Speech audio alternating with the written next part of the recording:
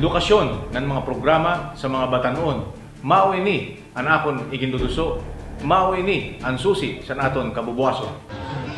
Pobrela nak kag-anak, sanglit, makuri anak pag-eskwela. Salamat kan Sir Ramoy ang 2,500 pesos nga akon allowance kada semester, dako nga pagdagdag para sa tuition.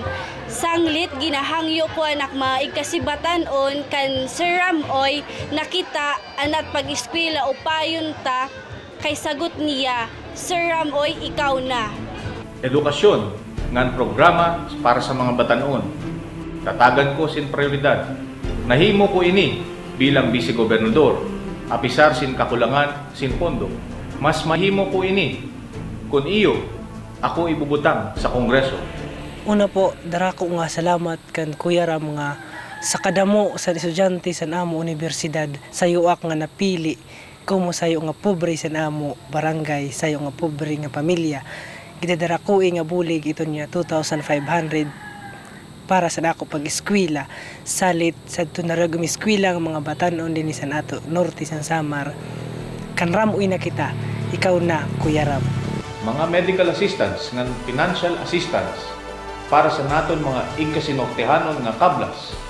Padayon ko natatagan sin prioridad. Haon permi si Ramoy sa oras sa panginahanglan. Kung ibutang ako niyo sa Kongreso, ipapadayon ngan padadakoon ta ang pondo para sini. Salamat kan Ramoy kaya na maupay na akbugto kay di good na mo kaya magpa-opera sa kanya kay dako ngayon sini ang gastos. Sir Ram, salamat sa paghatag mo sa paglaom sa nakbugto nga maging maupay ang kanya kabubuwason ay kabarakan number 1 ka sa ang pag-abot sa Mayo 13.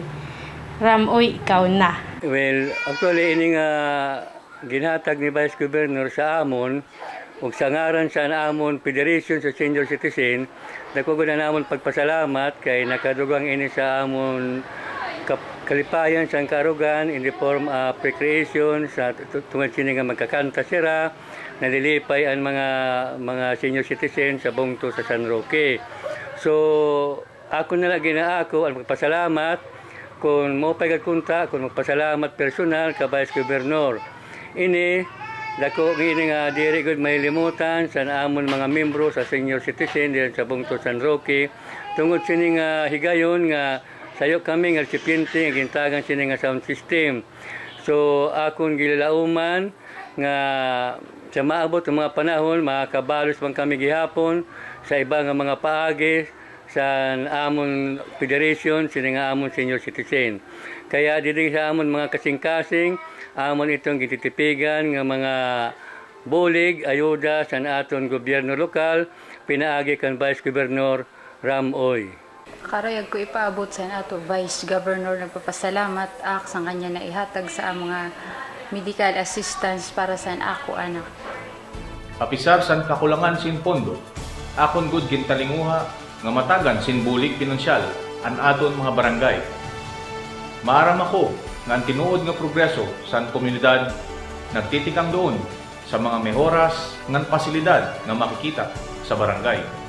Ngan ako nagsasada ko nga punong barangay ang Kabadyangan nga mabulig gud kay tungod nakikita ko nga kung hiram mo yan maging kongresman kay bata pa dakon may mabulig ka namon barangay nga nito naging lalauman ko tungod kay hiya dako pa niya magiging asinso kay batan pagod ka upay nga nakikita ko man haniya pag lumara nga bisan hiya Vice Governor pala nga iya budget guti ila nakapanhatag man hiyahan mga barangay bisan man la talagudti ang bugos nga sakopan Northern Samar. Sanglit dakong salamat Congressman Ramoy.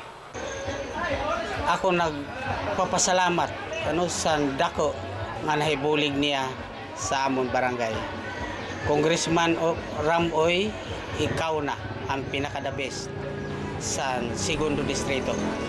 Dili lang mao iton ang akon ginuhuna-hunaan para sa aton mga barangay. Mas damo pa nga proyekto ang akon igahatag sa iyo mga kasangkayan. Sarihin niyo ang akon kapas. Igbutang ako niyo sa Kongreso ngan mabalik ini nga tanan sa iyo, pinaagi sin konkreto nga serbisyo. Sanglit yan nga tidaraon nga eleksyon anat ato buligan insayo nga tangkod nga tao ngan diri ini siya kurap bubuligan ta sini nga tidaraon nga eleksyon mao si Ramoy an mabinuligon san 2nd Distrito Congressman nga masunod. Mga kasangkayan, bilang presiding officer sa Junta Provincial, akon gintalinguha nga mahimo namon an amon obligasyon sumala sa namon mga posisyon. Nga ni kinalilipay ko pagpasabot sa iyo nga ini nga akon mga ginpasar nga resolution ug ordinansa sumala gihapon sa nakon mga prioridad nga proyekto ug programa nga akon igintuduso. Mga kasangkayan, buligi ako niyo sa Mayo 13 sa iyo balota numero 2 ang badlisi para ini sa naton kabubuason, para sini san kabubuason sa naton minahal nga 2nd Distrito.